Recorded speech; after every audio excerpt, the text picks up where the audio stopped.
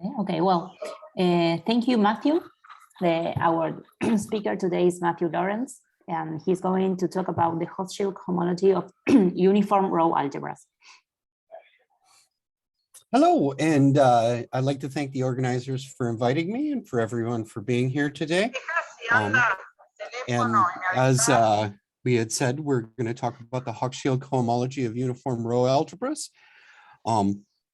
Our main goal today is going to be to show this theorem.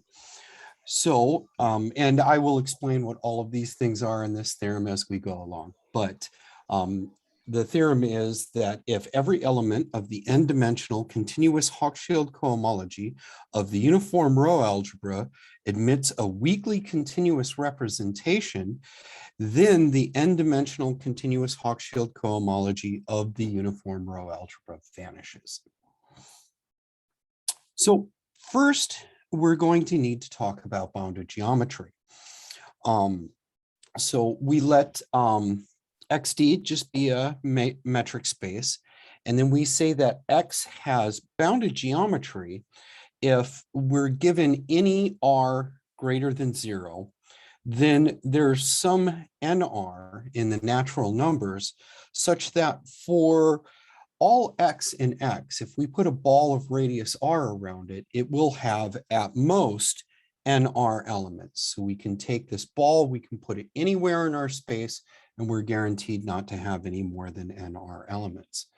And the canonical example is the integers with the Euclidean metric. No matter where we put a ball in the integers that has radius R, we're guaranteed that we're going to have 2R plus 1 elements in that ball. Another example would be a finitely generated group, like say a free group on n generators. Endowing that group with the word metric, it's not that hard to see that that space will also have bounded geometry. And we're going to assume that all of the spaces in this talk have bounded geometry, so we can view their topologies as being discrete. Okay, uniform row algebras. A lot of people have probably seen these before, but just to introduce you to my notation and conventions, let's go over it. So we have a metric space, and then if we're given an operator T, and this operator will be in the bounded operators of L2 of X, right? The square summable sequences indexed by X. If we take its matrix entry, which for us is the inner product against the canonical base elements of L2 of X. If that's 0, whenever the distance between X and Y is greater than R, for all the XYs in X cross X, we would say that that operator had propagation at most R. And then the set of all operators of propagation at most R, we're going to use that notation. And then the algebraic uniform row algebra, which we denote by this is all of the operators that have finite propagation. And sometimes these are called the banded operators. Banded operators, which we'll see why in just a moment. And then the uniform row algebra is the norm completion of the algebraic uniform row algebra, where the norm that we're closing under is the norm in the bounded operators on L2 of X. In fact, most of our topologies today are going to be inherited from the bounded operators on L2 of X. And some examples of uniform row algebras, well, if we take the uniform row algebra over the integers, we can envision this as an infinite matrix where we have a copy of the integers going this way, and we have another copy of the integers going this way. We've got just this very large matrix, and an operator of propagation at most R means that we can come off the diagonal R in either direction, and then we would get a band, and everything else would be 0. So taking all of these banded operators and then completing them under the L2 norm, we arrive at the uniform row algebra. Another example would be if we had a group, and then the uniform row algebra is the algebra generated by the left regular representation on the group algebra of the group and L infinity of X. And we can view this as the reduced cross product between L infinity of X and gamma. And the way that this works is we're looking at L infinity as sitting inside of the bounded operators of L2 of X as diagonal operators. And then the action of gamma shifts the diagonal either up or down. And then we take finite sums of these, we get the banded operators, and then we just complete it in the norm. Okay, so since we're going to be working with Hochschild cohomology, we're going to be using lots of multilinear maps. So to start off with, we're going to just let A be a concrete C-star algebra. So we know which bounded operators it's coming from. Right? We know the Hilbert space and we know the bounded operators. And we're going to let V be a dual Banach A bimodule. And actually, we're going to weaken this quite rapidly and just insist that V is a subdual, which is a module, is a submodule of a module that is a dual space, where V might not be a dual space, but it is a submodule of something that is. And then by this curly L superscript N subscript C, what we mean are the multilinear maps from the n-fold Cartesian product of A into the bimodule V that are separately continuous. Joint continuity is way too much to ask for in this, so we're just asking for separate continuity. And then when we use the subscript W instead of C, we mean the vector space of ultra-weak to weak star continuous multilinear maps. And these topologies are being inherited from the bounded operators that our C-star algebra is a subalgebra of. And naturally, a lot of the things that we're working with won't be complete, but we only need to view them as vector spaces. We don't need completeness for a lot of the things that we're doing. And it turns out that in the situation we're going to be working with, our notions of ultra-weak, weak star, weak operator, they're all going to coincide because we're going to be going from a concrete subalgebra to a concrete subalgebra, and everything is going to be norm bounded. So we're going to be dealing with in bounded balls. Okay, and additionally, considering A as a bimodule over itself, we will just write L sub n, Ln of A, where either subscript may be attached. And again, all of the relevant topologies are being inherited from the bounded operators on a Hilbert space. Okay. So in order to have a cohomology, we need a coboundary operator. So the way that this coboundary operator works is it goes from the n-dimensional maps up to the n+1 dimensional maps. And it does this, we feed it an n+1 coordinate vector, and it takes the first coordinate, it puts it outside, and then we add that to the alternating sum of putting the j and j+1 coordinate together. And then finally, when we get to the end, depending on whether or not we're odd or even it's addition or subtraction, we just let the last coordinate come out the other side.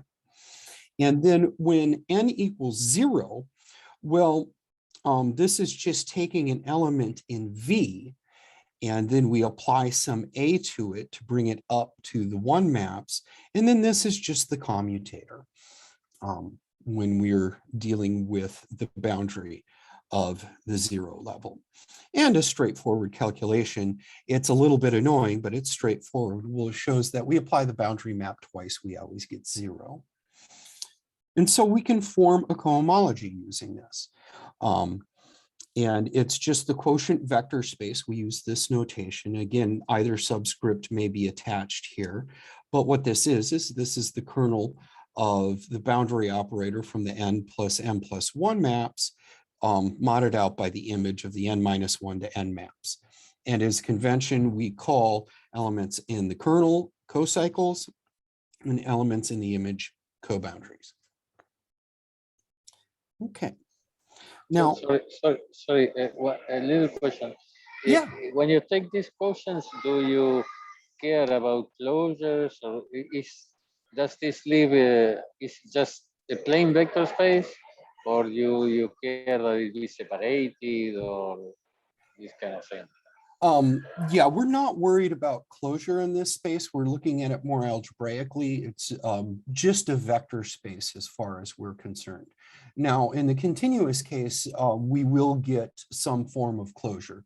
But when we go down into the weakly continuous case, since we're dealing with an algebra that's not weakly closed, we're going to lose that. So we're just looking at this as a vector space.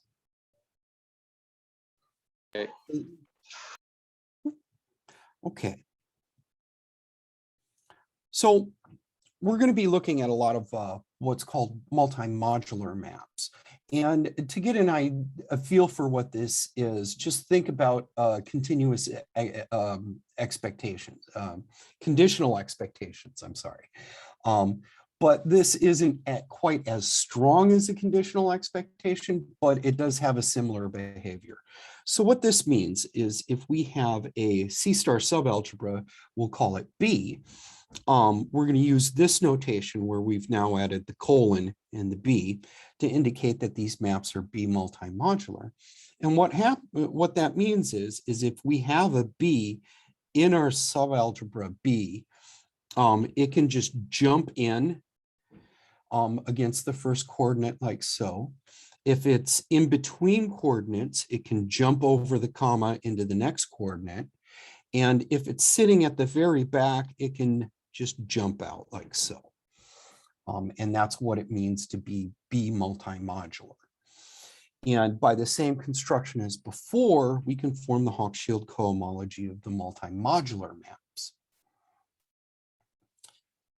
Now, for notational simplicity, we're just going to let capital A be the uniform row algebra. We're just going to let script B be the bounded operators on the square summable sequences. And we're just going to let little l be L infinity of x, so our notation doesn't blow up. Now, to prove this theorem, we're going to follow methods from Johnson, Caddison, and Ringrose. And actually, it comes from a series of papers of theirs. There were 3 papers on the cohomology of von Neumann algebras. But we're adopting it to the C-star setting. And what they showed in their series of papers is that the continuous L infinity multi-modular maps, and of course they've showed this in much more generality than I need today, so I'm phrasing it in what we need. But they showed that these L infinity multi-modular maps from our C-star algebra into the bounded operators, that they're in fact isomorphic to the continuous Hochschild cohomology from our C-star algebra into the bounded operators, which in turn are isomorphic to the Hochschild cohomology of the bounded operators alone. And then they showed that that in fact vanishes in all dimensions. And they showed that for any hyperfinite von Neumann algebra. But we're dealing with a C-star algebra, so we don't have all of the tools available to von Neumann algebras. But they showed that in 72. Now, the trick that they use is they start with the inclusion map from the L infinity multi-modular maps to the regular separately continuous maps. And that induces a homomorphism between their Hochschild cohomologies. And then to show that this map is surjective, which is the main tool that we're going to need today, is surjectivity. They build this map Kn, which brings a multilinear map down a dimension. And then if you give it a cocycle, then taking that cocycle, modifying it by the boundary of Kn of that co-cycle, it becomes L infinity multimodular. And the way they do this is first we need to start off with an averaging operator. And we're going to use integral notation because it behaves very much like an integral, except for that it's not countably additive. What we do is we start with the unitary group of L infinity of x. We let mu be an invariant mean obtained by the amenability of the unitary group of L infinity of x. Since it's commutative, it's amenable. And so by being amenable, we get this invariant mean. And we can use that to build a map from bounded operators from the unitary group to the bounded operators on square summable sequences, and then just over to the bounded operators on square summable sequences. And we denote the result of that map by this. And note that here, this is kind of just a decoration.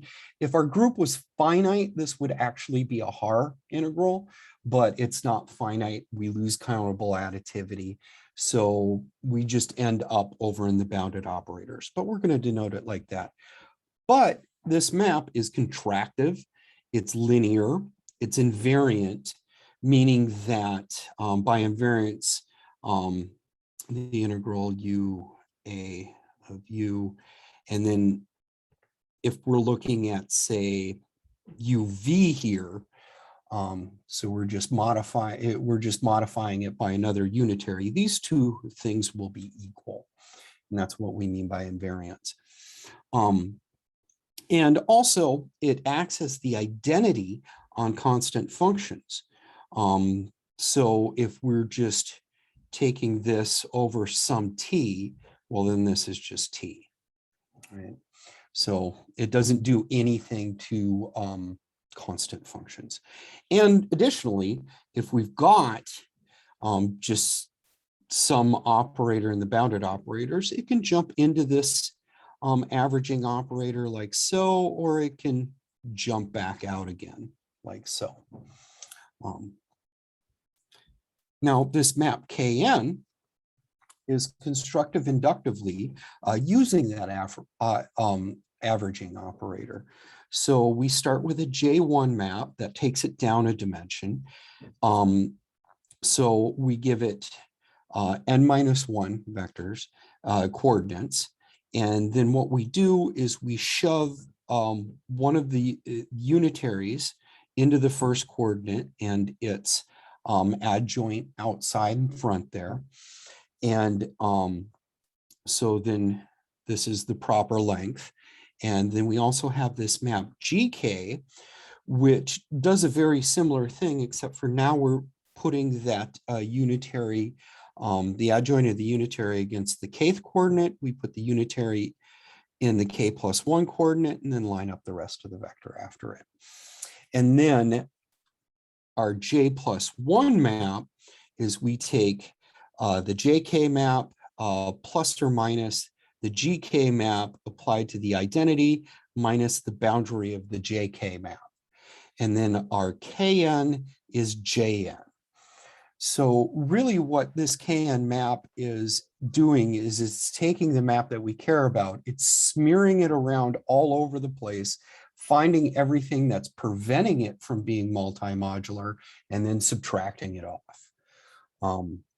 So it ends up being quite complicated notationally, but that's morally what it's doing. May I ask a brief question? Yes. Yeah, so the matter of this averaging, do you need that the module in question be bounded operators, or does it work for more general modules? In particular, if the algebra itself is L infinity, Mm-hmm. and what is the homology of L infinity? Is it trivial or? Yeah, if it was L infinity, then these maps could do whatever they want because we're making them multimodular. But if we're talking in complete generality, what we need here is that we just have a subdual normal Banach A bimodule. So that's the only requirement we really need. We need it to be, we need it to have a pre-dual, which, you know, automatically makes it a von Neumann algebra. So, I mean, it at least has to be a von Neumann algebra, this module that we're dealing with. But that's because it needs to have a pre-dual. Okay, thanks. Okay. So next, we have that we've got, recall that we have this isomorphism, chain of isomorphisms here. But then it turns out using L-infinity multimodularity, it can be, we can show that if we have L-infinity multimodular map from the uniform Roe algebra, and this is specific to the uniform Roe algebra, if we have a map from the uniform Roe algebra into the bounded operators on square summable sequences that is L-infinity multimodular, that forces the target it forces it to land back in the uniform Roe algebra simply by being L-infinity multimodular. And this is shown just using rank 1 projections and sliding them around and adding them up, and then bouncing them across the coordinates.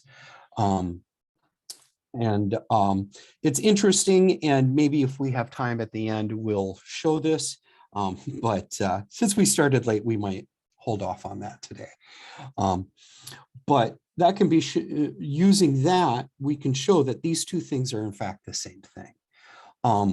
And so now this inclusion map here is going to induce a homomorphism between the L-infinity multimodular maps and the continuous Hochschild cohomology of the uniform Roe algebra.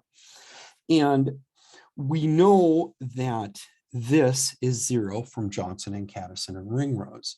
So the main issue here is showing that this map is surjective. That's really the obstacle in the uniform Roe algebra case, is whether or not that map is surjective. So we have this not necessarily surjective homomorphism between the two. And we would like to apply the trick that Johnson, Cattison, and Ringrose did, that is to use this map Kn to take a cocycle and then modify it by this co-boundary so that we have that this map is L-infinity multimodular.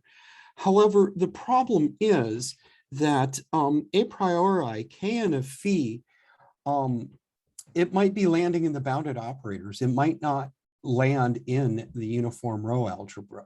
It might land outside of it.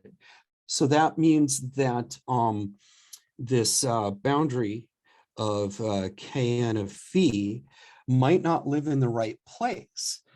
So it's not a co-boundary in the place that we need it to be, so that phi minus this co-boundary might not be equivalent to phi in this algebra, in these maps here. Well, in the Hochschild cohomology. So that's the issue. I mean, this is definitely in here, but these two things might not be equivalent. So to try to get them to be equivalent, first we're going to have to talk about uniform propagation. And so again, we let XD be a metric space. And then given an epsilon greater than 0 and an R greater than 0, we would say that an operator in the square summable sequences is epsilon R approximated if we have a banded operator of propagation at most R that is epsilon away from our operator T.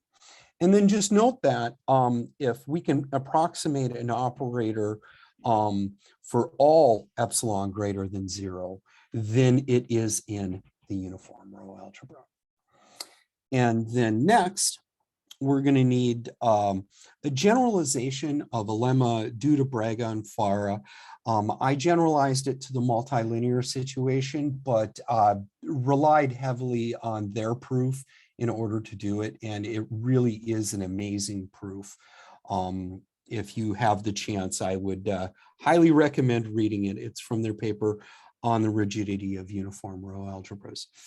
And to state it, we're going to let Blackboard D be the closed unit disk in the complex numbers. And for a index set IK, we're going to let DIK denote the usual product space of functions. And then we're going to denote the elements in DIK as tuples. So lambda to the K is just a tuple of all of these lambdas indexed by the set IK. Okay. Now, this definition, separately symmetrically summable. The notation's a little bit hard to follow. I apologize for that, but it is a complicated thing. So let's dive into it. So we have a finite sequence of countable index sets. And then a uniformly bounded family of operators indexed by those index sets. So these are tuples of tuples, if you will. So we've got a tuple of tuples. And if all of these, if they're uniformly bounded and they all live in the uniform row algebra, we would say that they're n-symmetrically summable is if we can take any k in between 1 and n, fix every other tuple, right? And then take this formal sum where we're taking the kth tuple and we're just adding it in. And if that converges in the weak operator topology to an element in the uniform row algebra for every tuple of the unit disk, then we would say that that is n-symmetrically summable.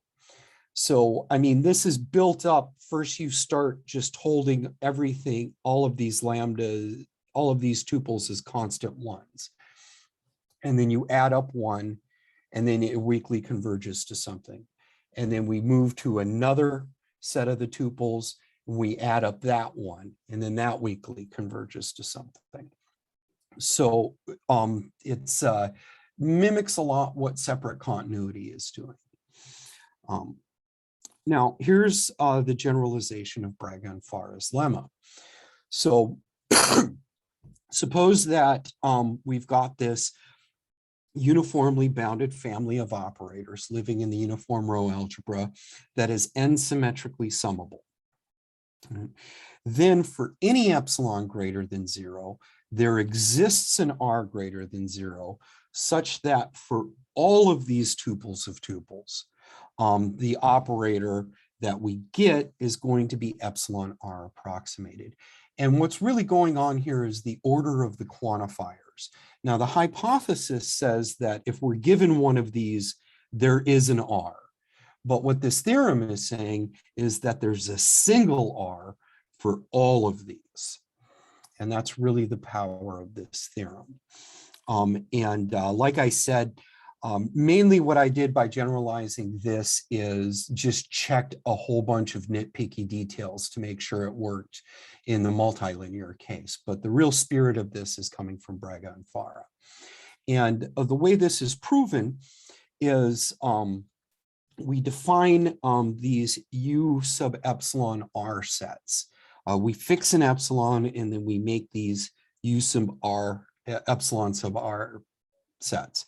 And what they are is, well, the proof is by induction. So the base case is Braga and Farah's proof. And if you will, maybe the first time thinking about it, just think about it in the single case.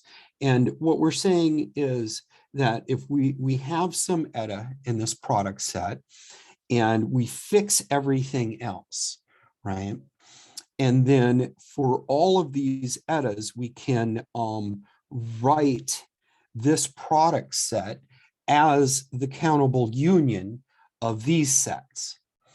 And if we suppose that the conclusion of this fails, it can be shown that all of these sets are closed and have empty interior. But this is a complete non-empty. It has an interior set. So writing this as the countable union as nowhere dense sets contradicts the bare category theorem. So assuming that this fails, obviously fails. So it's almost a double contradiction, but it works out. And it's a really amazing proof. Okay, so that's how they show that. So let's go back to our goal, showing that if every element of the continuous Hochschild cohomology admits a weakly continuous representation, then that Hochschild cohomology vanishes. So this is equivalent to saying that if the map from the ultra weak to the weak star separately continuous multilinear maps into the continuous multilinear maps is a surjection, then the continuous Hochschild cohomology vanishes. This is due to, well, we have an inclusion from the weakly continuous maps into the continuous maps. And at first that might feel a little bit awkward, but it can be shown that the weakly continuous maps are bounded. So they're automatically continuous. So we do have this inclusion here. And that'll induce a homomorphism between these. And if this is a surjection, then if we've got a cocycle here, well, then there's one mapping to it, right? So that if this is a surjection, then everyone will have a weak representation. Okay. So now we're ready to sketch out the proof. Now, remember, we're assuming that everything has a weak representation, i.e. that there is this surjection in place. And since this notation gets out of control rather quickly because of the KN map and the boundary maps, we're just going to show this for some phi in the weakly continuous bilinear maps. And then show that this K2 of this phi lands where we want it to. Okay, so by the definition of Kn, I can write K2 as J1 minus G1 plus G1 boundary J1. And since all of these are handled the same way, and in fact, this one is actually the most difficult to deal with, we're just going to look at this map.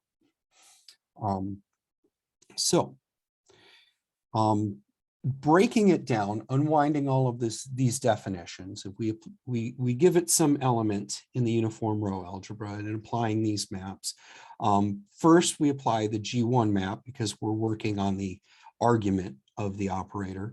So we end up with the boundary of J1 of phi, and then we end up with a V star V from the J map, from the G map. And then applying the boundary map, the first coordinate comes out, then we put the two middle coordinates together, and then the last coordinate comes out. And then applying the J1 map, we end up doing this to the inside of all of those. And then using the linearity of the map, we can break each term apart like this. So we're basically averaging over the unitary group in different places. So we have two averages. And since all of these are handled exactly the same, we're just going to look at this one. Okay, so if we let P sub x be the projection onto the Dirac, the span of the Dirac mass at x, which basically what that'll look like is there'll be a 1 on the diagonal, zeros for the rest of the diagonal, and zeros everywhere else, right? That's what the projection onto the Dirac mass at x is. And if we sum it up by just putting something in the unit ball of the complex numbers against that, then we're just putting a lambda here. And then we can add these, sum these up, and they will weakly converge to something that is in the unit ball of L infinity of x.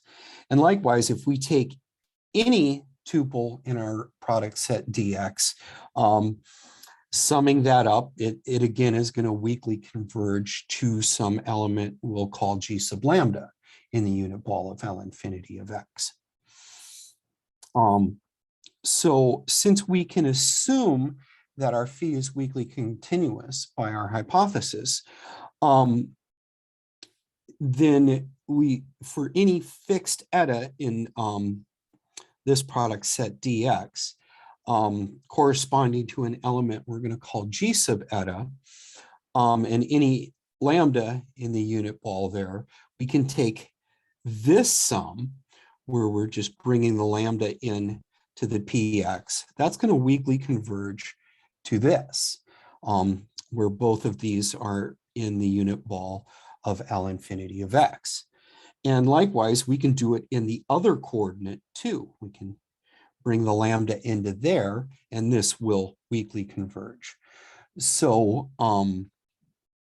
this uniformly bounded family of operators, note that it's bounded by the operator norm of phi and this A, this uniformly bounded families of operators satisfies the condition of Braga-Fara's lemma.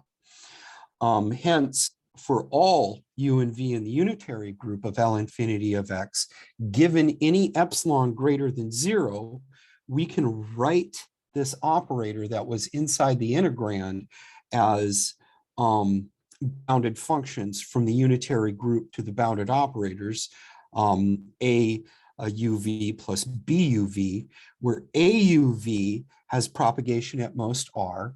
Here we're using the epsilon r approximation property, and that b of uv is going to have norm less than epsilon.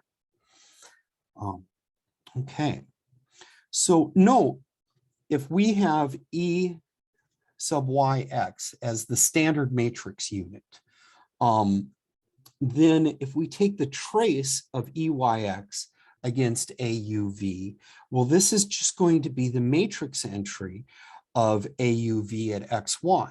And this will be 0 whenever the distance between X and Y is greater than R, since A of UV has propagation at most R.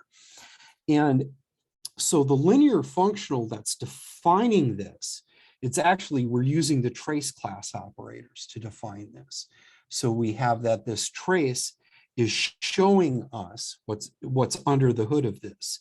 And since it sends all of these to 0, that means that the linear functional that defines this is sending all of these to 0 whenever the distance between X and Y is greater than R, which in turn means that once we average this, it's going to continue to have propagation at most R.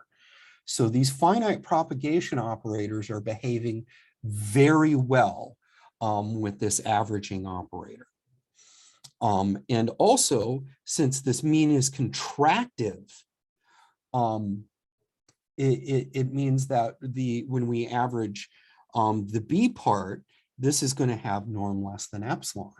So what that means in turn is this is epsilon R approximated for all epsilon greater than 0, meaning that it is in fact, it does land back in the uniform row algebra.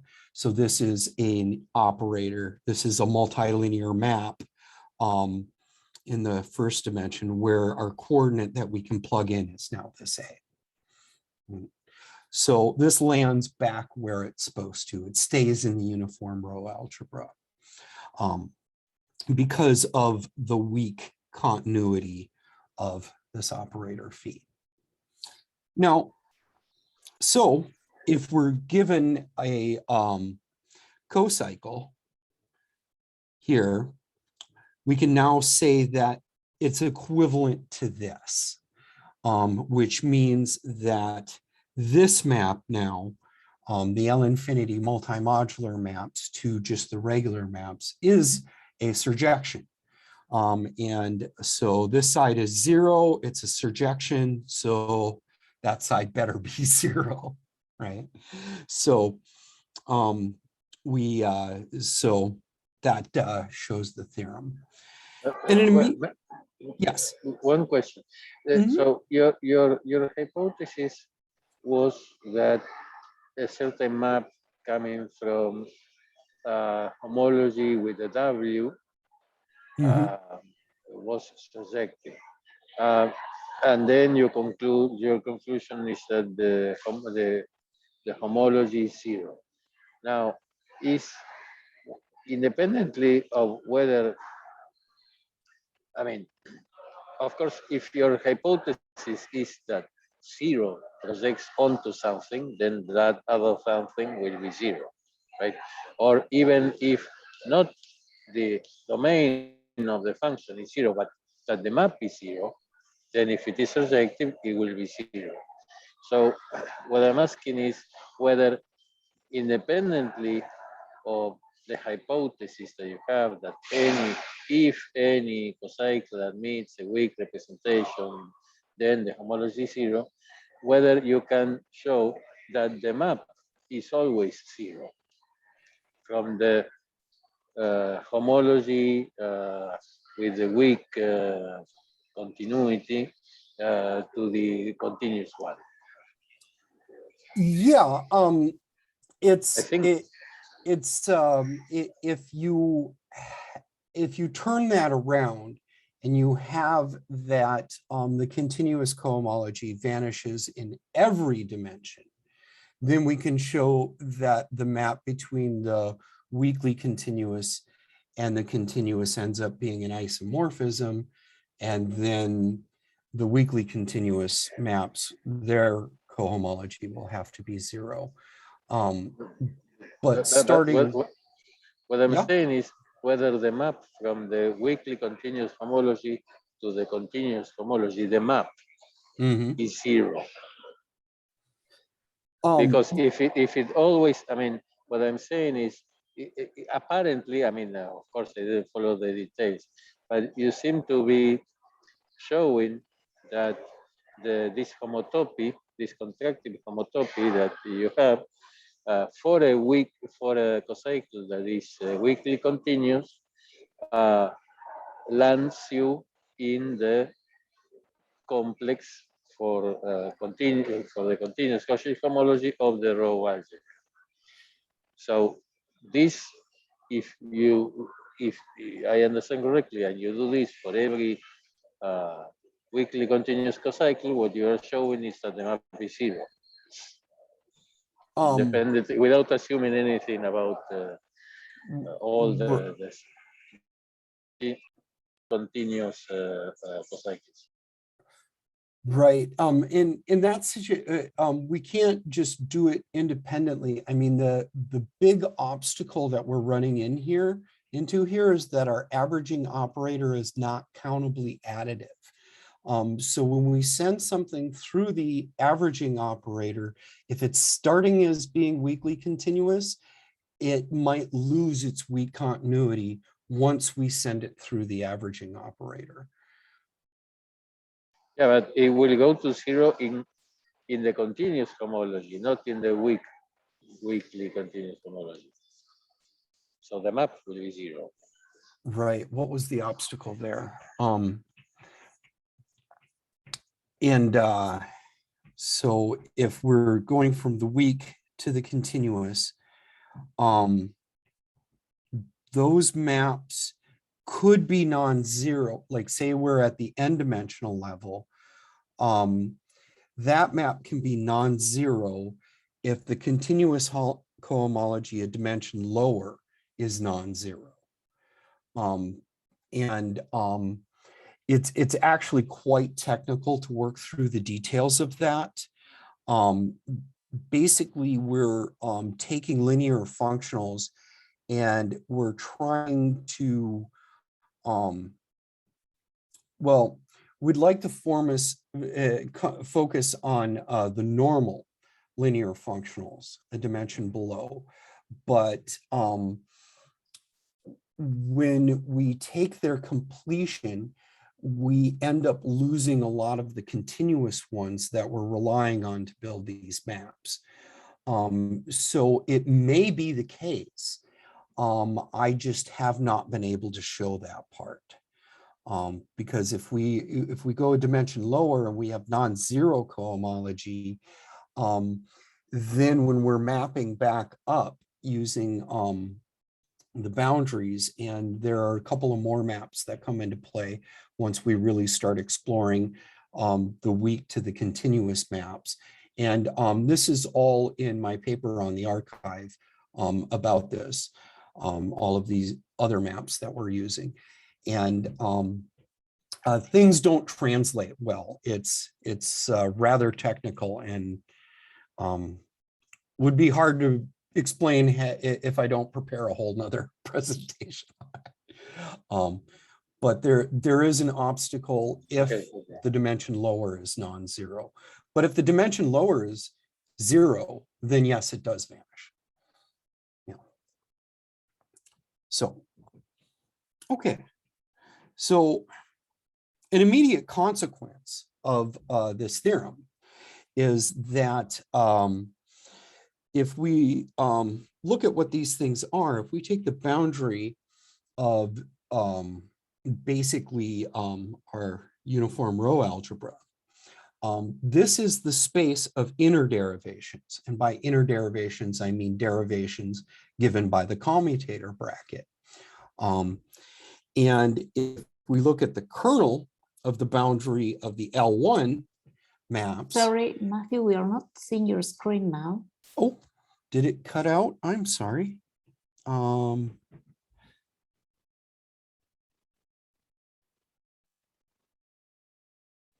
It's thinking. Okay, that's, yes. Is that better? Yes, yes. Okay, sorry about that. Yeah, these iPads just do whatever they want sometimes. Okay, so again, the boundary of the uniform row algebra, right, which would be the 0 space, is the space of inner derivations. And by inner derivations, we just mean derivations given by the commutator bracket. So A, whoops, not DB, AB, right, which is AB minus BA. And those are called inner derivations. And inner derivations are of much interest to people in mathematical physics and in our discipline too. But that's the space of inner derivations. And if we take the kernel of the boundary of the L1 maps, this is just the space of all bounded derivations, which means they're a linear map that satisfies the Leibniz rule. And due to a theorem of Cadison in '66, all bounded derivations are weakly continuous. So in our case, because this theorem only applies to the uniform row algebra, but in our case, that makes all of our derivations in the uniform row algebra weakly continuous. So it satisfies the hypothesis of the theorem, meaning that all derivations on the uniform row algebra are inner. So the uniform row algebra does not admit outer derivations, at least not bounded ones. So is this also true for other bimodules or just for A itself? Just the uniform row algebra. And this weak, that all bounded derivations are weakly continuous. That's for everything. But the theorem that I presented today only applies to the uniform row algebra. So saying that all derivations are inner only applies to them. No, but I mean, the uniform, so fix A to be the uniform row algebra, and then allow V to be a bimodule over A. Right. And the derivations on that space, that's a little bit trickier. And that is something that I'm currently working on. There are some details to press on that. But it is my conjecture currently that yes, those will vanish also. Is there a notion of isn't there a notion of amenability that is defined by the vanishing of this H1 cohomology with values in an arbitrary bimodular or something like that? I believe there's a notion, I think it's called Johnson amenability, but I don't know much Yeah, that's about what I that. meant. Yeah, I But don't know much I about mean, that. because if this were true, it would mean that the uniform row algebra was Johnson amenable, right? Yes, yes, it would. And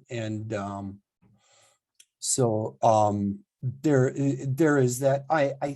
I'm a little bit fuzzy on the particulars of Johnson amenability.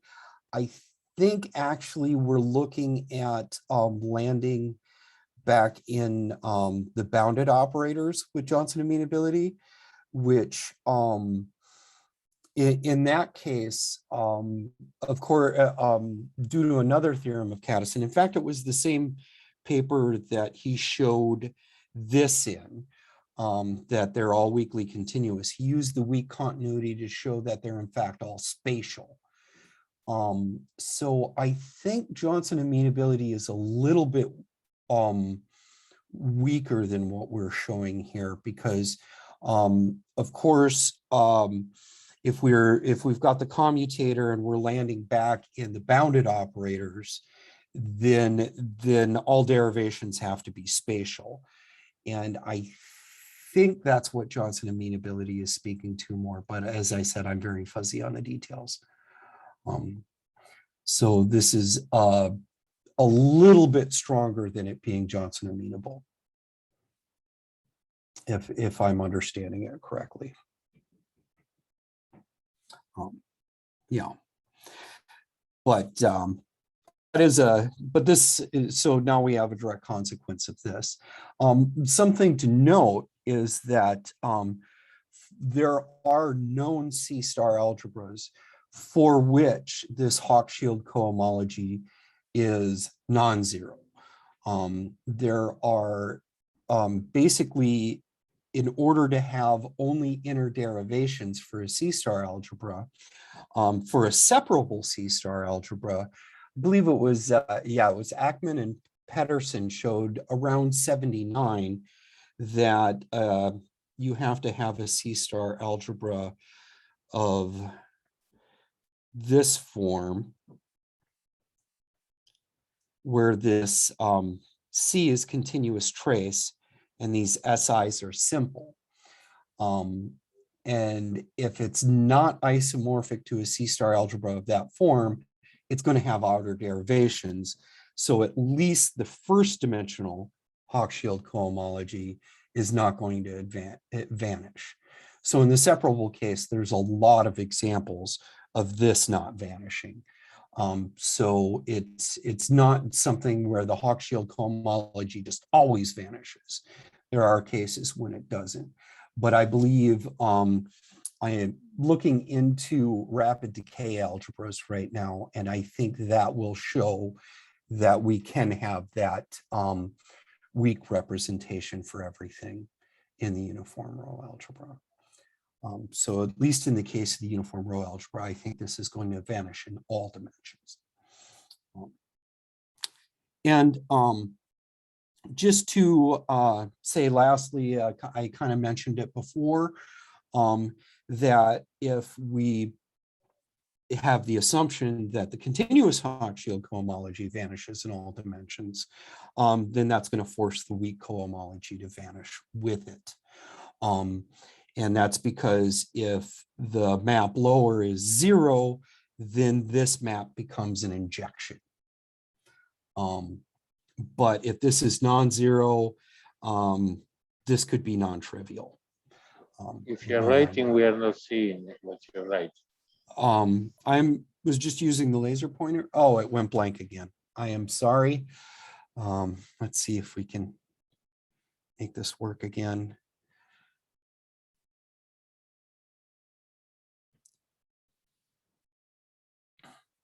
Well, it behaved pretty well for most of the talk. And I am on my last slide now, so.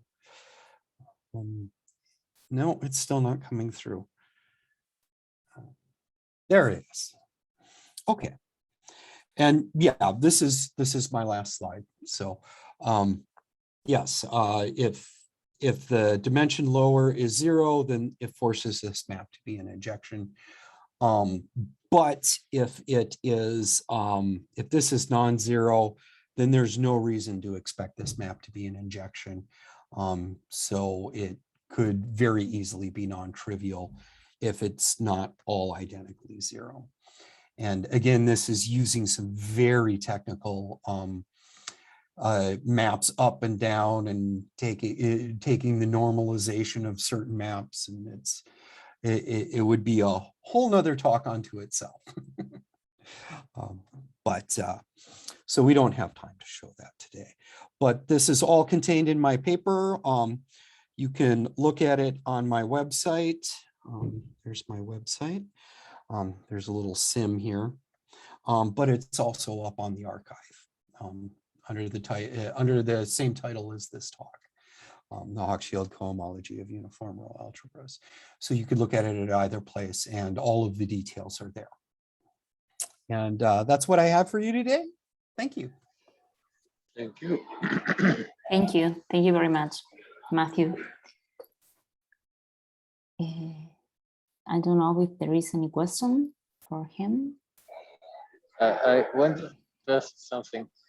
In this, so I mean, you in your last slide, you said something about if the homology vanishes, then something happens. So, is there an understanding of what the geometry of the space X has to be for the homology to vanish? Are there some conditions that guarantee this, or how does this work? Yeah, and that's where the project is at now. I'm looking at rapid decay algebras. I think in the case when we're looking at the uniform row algebra over the integers, I think I have something for that. I think that one, I am fairly positive that one vanishes now. I still have some details to check.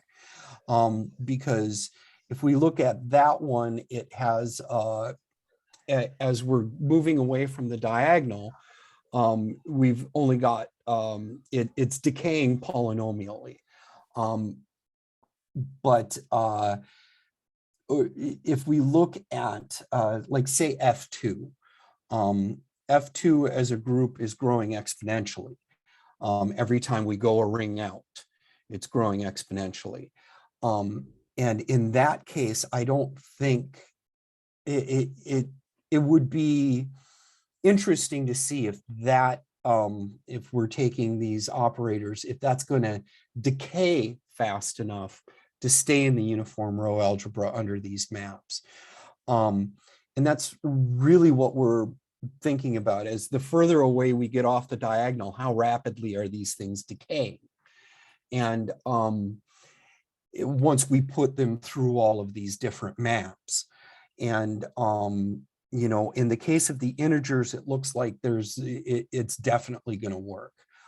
Say F2, however, I'm not so sure about that because of the way that F2 grows as we get further and further away from the identity element, as the words get longer and longer. So that's kind of, it'll be interesting to see how that works out. But if you go to my website and look at a previous paper, this whole project started with looking at derivations on nuclear uniform row algebras. That has a lot of the conditions in it that we need to see this rapid decay that we want. So that would be a good place to look at what I'm talking about when I'm talking about these rapid decay algebras.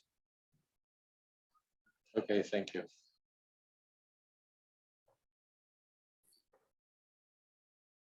Any other question?